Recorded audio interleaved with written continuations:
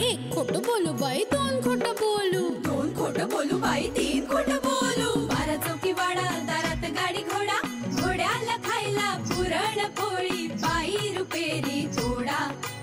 आडबाई आडोनी आडाचं पाणी काढोनी, कळशी भरते सोन्याची सून थोरा मोठ्याची. असं सासर नको ग बाई, नाव नुसतं मोठं, नाव नुसतं मोठं, ज्याचं लक्षण बारी खोट. पैलमा गणेश देवा, माझा खेळ मांडला, करीन तुझी सेवा, करीन तुझी सेवा, मला हवा करतार, चंद्रपोळी चौकडीत माझा संसार. 3 दगडांची चूल फुंकले निखारे, मुठभर जोंधळात सुख माझे सारे. नांदा सौख्य भरे, नांदा सौख्य भरे, नांदा सौख्य भरे, नांदा सौख्य भरे. आई बाबा काय ना, अटी वेगळ्याच आहेत. अटी आहेत तरी काय नेमक्या तुझ्या? फार नाही आहेत, घाबरू नका. एकच अट आहे, आणि ती जर तुम्ही पूर्ण केली तर 10 लाख रुपये तुमचे. अगं काही सांग बाळा, तुझी अट पूर्ण करू आम्ही. बाबा सावकाश. आई तुम्हाला पुन्हा एकदा विचार करायचा आहे का? नाही ग बाई, तू माझ्या मुलीसारखी आहेस, तुझ्यासाठी काहीही करायला आवडेल मला. बरं, अट अगदी साधी आहे. तुम्ही वच्छी आत्यांना पूर्ण मानाने या घरात परत आणायचं.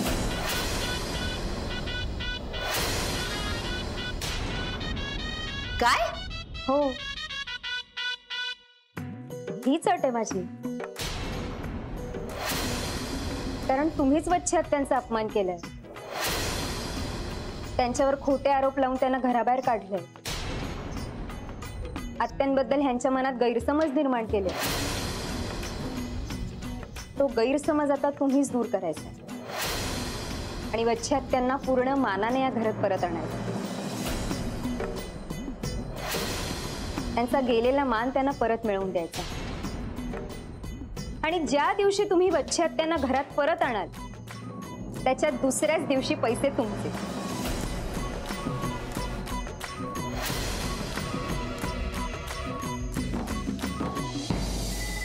स्वानंदी,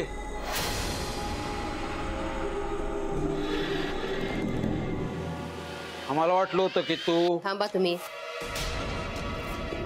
स्वानंदी, मला वाटलं होतं माहेरून आल्यापासून तू शहाणी झाली,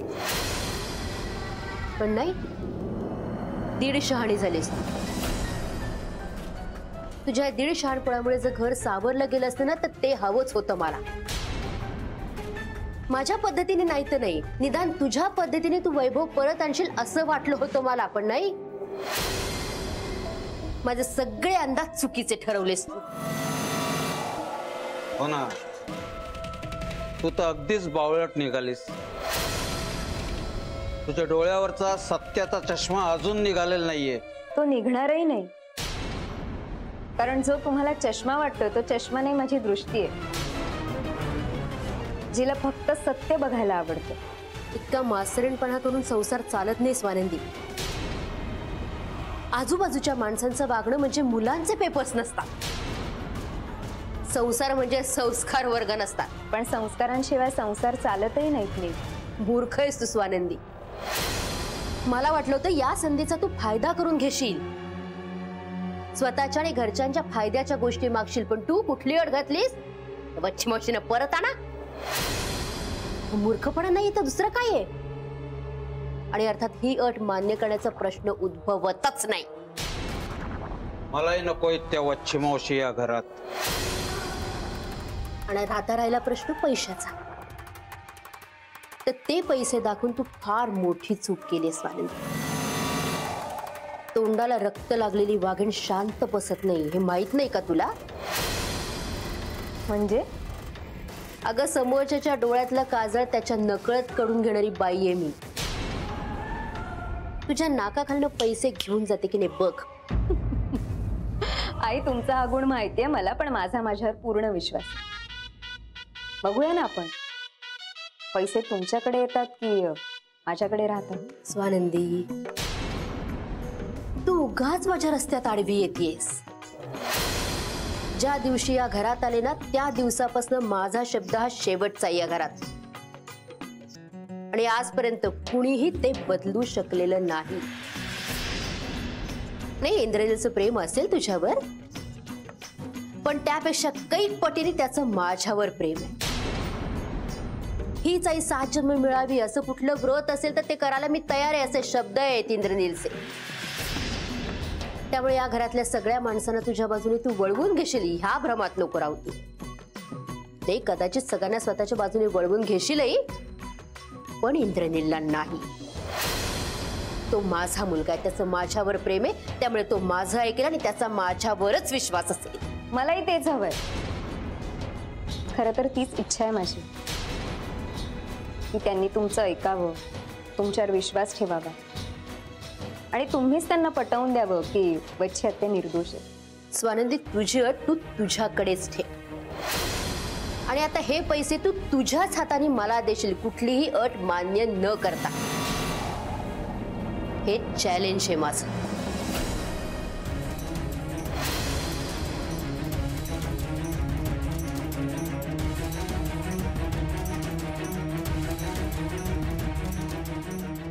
तिने जर नाही दिले ना स्वतःच्या हाताने पैसे, तर आपण आपल्या हाताने काढून घेऊया पैसे. शेवटी पैसे महत्वाचे, हात कोणाचे ते महत्वाचे नाही, नाही का?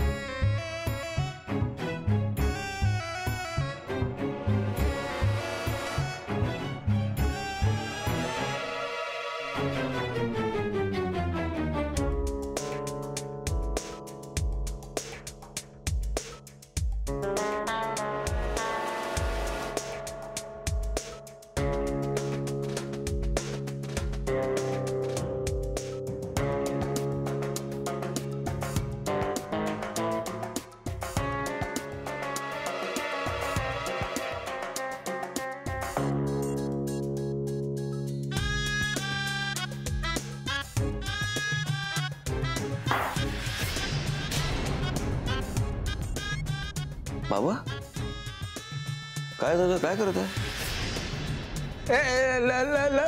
ललिता, ललिता का लवकर बाहेर आहे. ललिता, बाथरूम या दिशेला तुम्हाला दिसलं नाही का काळोखात? जा पटकन जा. हळू जाऊ कशा? हो. अरे अंधारात लक्षात नसेल आलं ते ना बाथरूम कुठे आहे. तुम्ही निघा ना, येतील ते. या नीट. निरंजन झोपा रे झोपा. ऐक,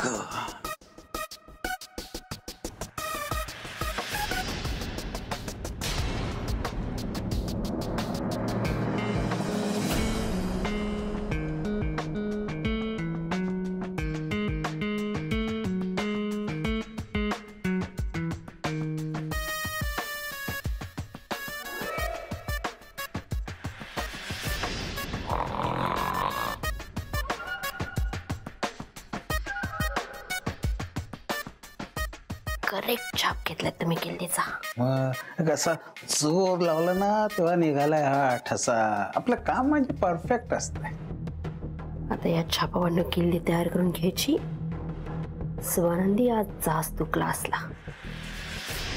तू येशील तेव्हा पैसे तुझ्या नाही माझ्या कपाटात असतील.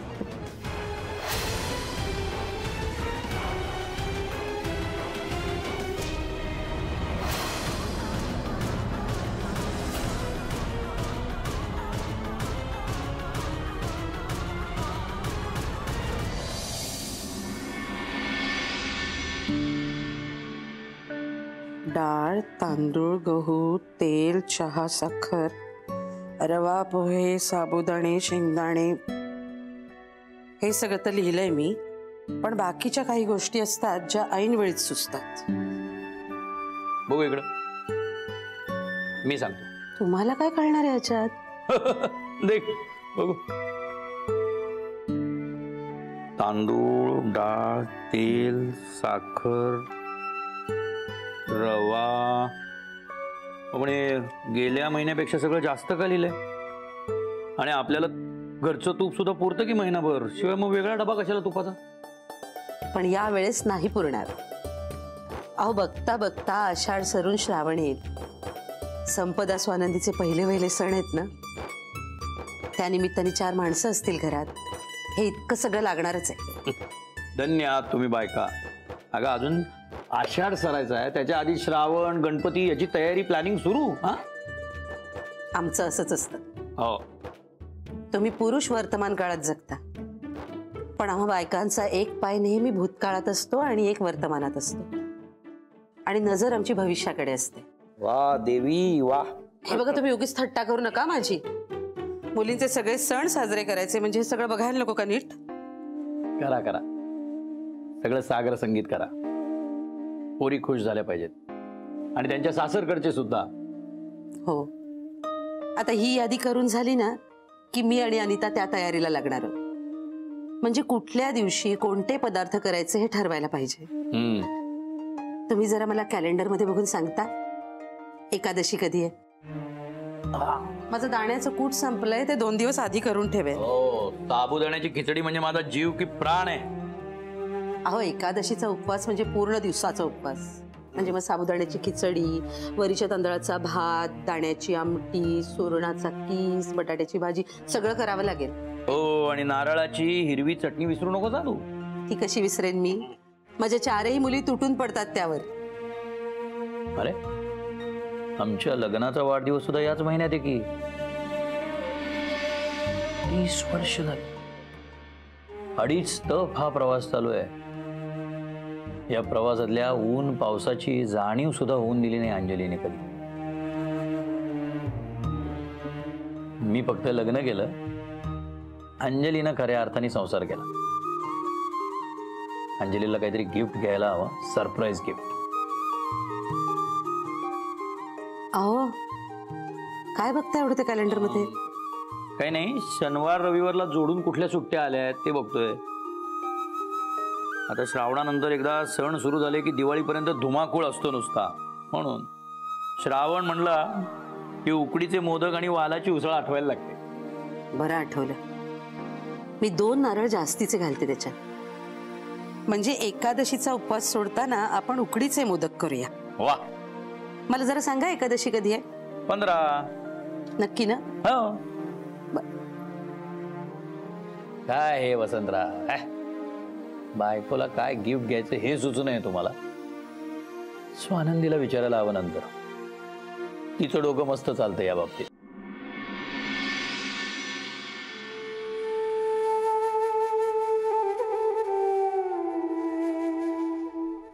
आईबाबांच्या लग्नाचा वाढदिवस जवळ आला. 30वा वाढदिवस असेल ना?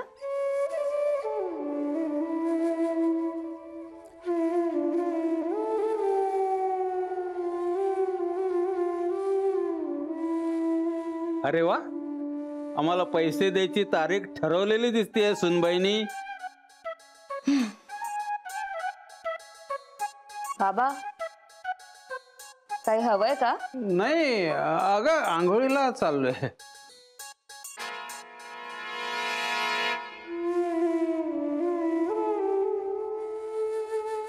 अरे, गुरुपौर्णिमा जवळ आली. वेळात वेळ काढून शाळेत जायला हवं. लग्न झाल्यापासून शाळेत काही जाणच झालं नाही. नाही, गडवाल सिल्क आहेत माझ्याकडे. नाही, आसाम सिल्क किंवा कांथावर्कचे काही आहेत का? हो, त्यांना ओळखते मी. अच्छा, त्यांचंच एक्झिबिशन आहे का? नाही नाही, मी येईल ना नक्की बघायला, नक्की येईल. हो, मला पण साड्या घ्यायच्याच आहेत. त्याच फार रिपीट झाले. तो थोडं स्वतःकडे लक्ष द्यायला हवं की नको? हो. ललिता, इथे साबण नाहीये. काय काय म्हणाला? ललिता साबण आण. काय कटकट या माणसाची. हा बोला तुम्ही. ललिता अगं साबण आणून दे ना. हा बोला. नाही नाही नाही, पैठण्या आता एकदम कॉमन झाल्या हो. तेच ना. नाही मी नक्की येईन बघायला एक्झिबिशन. नक्की नक्की. ललिता साबण आण ना.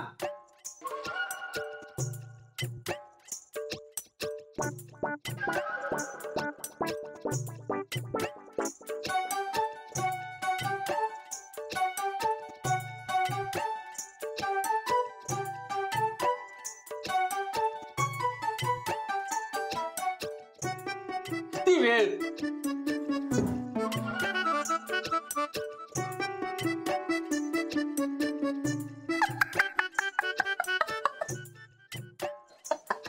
आजी तू हसतेस का?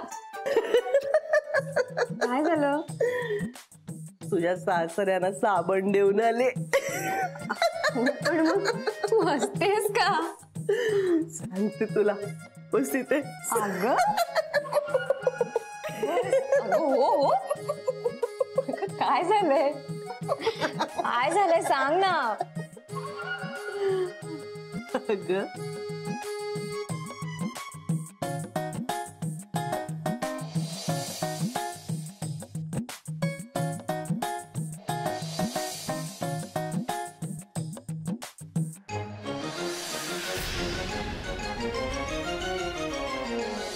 आणि आता तोच साबण मी तुझ्या सासऱ्यांना देऊन आले.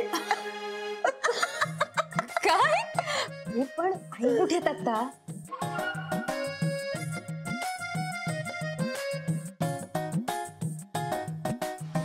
हो मी येईन एक्झिबिशन बघायला. Okay. You phone. Okay bye.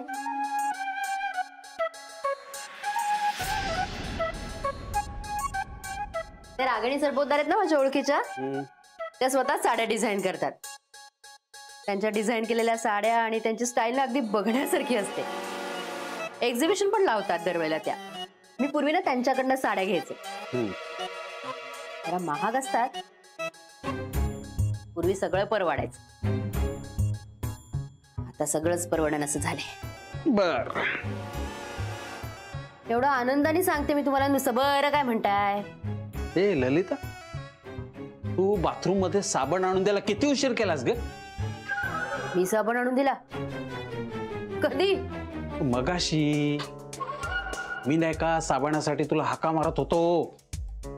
घरात सून आहे. सुनेची आजी पाहुणी म्हणून राहायला आलेली आहे. बरं दिसतं का ते? मरो त्या दोघी. तुम्हाला साबण कोणी दिला? तू. मी नाही का असा दरवाजाच्या बाहेर हात काढला आणि तू हातावर साबण ठेवलास. हात बघितला तुम्ही माझा? मी कशाला कोणाचा हात बघतोय? माझ्या हातावर साबण पडला बाजल. तुम्हाला साबण कोणी दिला? कधी दिला? मी नाही दिला. नाही तू नाही दिलास. घरात भूत आले त्यांनी दिला. भूतानेच दिला. घरात 2-2 भूत फिरताय.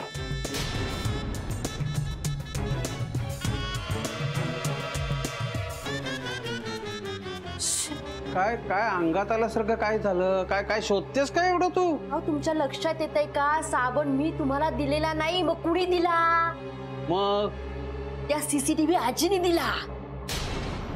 खरोखरच सीसीटीव्ही बाई येते. जिकडे तिकडे लक्ष असतं तिचं. तुमच्या लक्षात येतंय?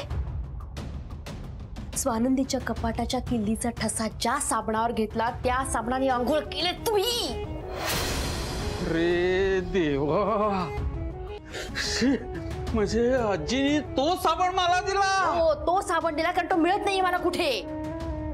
मी फोनवर बोलत होते तेव्हा मला म्हणाले मी बघते काय ते. आणि हे बघितलं. सगळी मेहनत पाण्यात गेली. आणि तुमच्याही कसं लक्षात आलं नाही की ज्या साबणावर ठसा घेतला होता तोच साबण आपण आंघोळीला वापरलं? लक्षात कसं नाही आलं तुमच्या? तू नको त्यावेळेला फोनला चिकटलेली असतेस. आता माझ्यावर कशाला चिडतेस? काय माधवराव, झालं का सच्चाईला स्नान? वरून स्वच्छ झाला तो, पण मन कधी निर्मळ होणार? काय बोलताय तुम्ही? काय कोणाशी बोलताय? तुम्ही माझ्याशी बोला ना. तुम्ही तर म्हणाला होतात की हे पैसे तुझ्या हाताने तूच मला देशील, हे चॅलेंज आहे माझं. आई काय झालं तुमच्या चॅलेंजचं? अच्छा, आता हे पैसे तुम्हाला तुमच्या हाताने हवेत का? घ्या ना, काहीच हरकत नाही. फक्त माझी अट पूर्ण करा.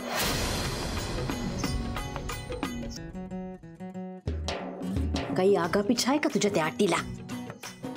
आई असं कसं म्हणता? वच्छत त्यांनी खूप केलं या घरासाठी.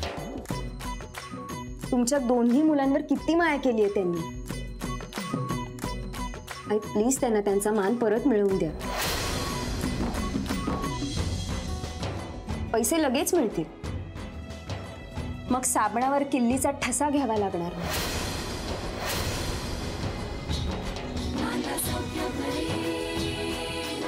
चल.